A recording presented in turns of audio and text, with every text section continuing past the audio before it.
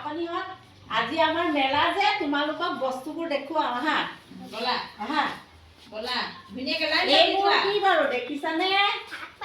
শাক পাচলি আৰু এইবোৰ এইবোৰ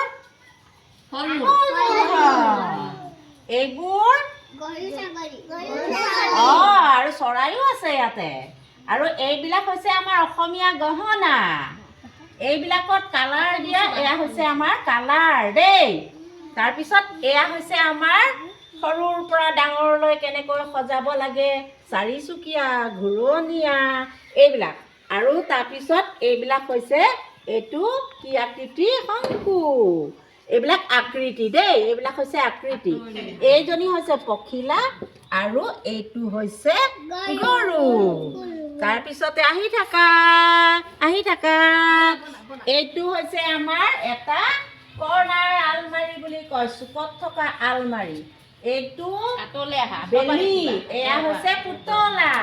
এয়া ঘৰ এইবিলাক তোমালোকে সজোৱা বস্তু আৰু সেইয়া তলত যে তোমালোকে মাটিৰে বনাইছিলা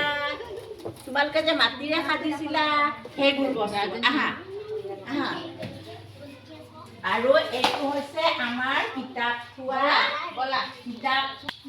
ষ্টেপ বুলি কয় দেই এইটো এটা আৰু আহা এই ওপৰত এইবোৰ যে শাক পাচলি আছে ফল মূল আছে এইয়া ওপৰত শাক পাচলি দেখিছানে এইয়া তোমালোকে গণনা শিকিবলৈ কাৰণে এইবিলাক দেই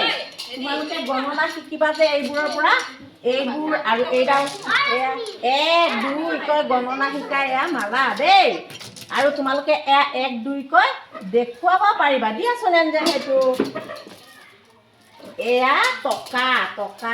তোমালোকে যে সৰু মানুহ চিনি নাপাবা কণ ভাইটি ভণ্টি এয়া 2 টকা 5 টকা এইবিলাক টকা দেই টকা তোমালোকে ডাঙৰ হ'লে থৈ দিয়া তোমালোকে ডাঙৰ হ'লে চব বুজি পাবা আহা তাৰপিছত এইফালে আহি থকা এইয়া সংখ্যাৰ ধাৰণা আৰু এয়া পুতলা যে কোনোবাই কি হৈ যাব এইটো মই ঘূৰাই দিয়াৰ লগে লগে ৰাতি হৈ যাব ৰাতি আকাশত তৰা জোন দেখা পাম আমি হয়নে নহয় আৰু এয়া পেলনীয়া বস্তুৰে বনোৱা এইবিলাক আৰ্জা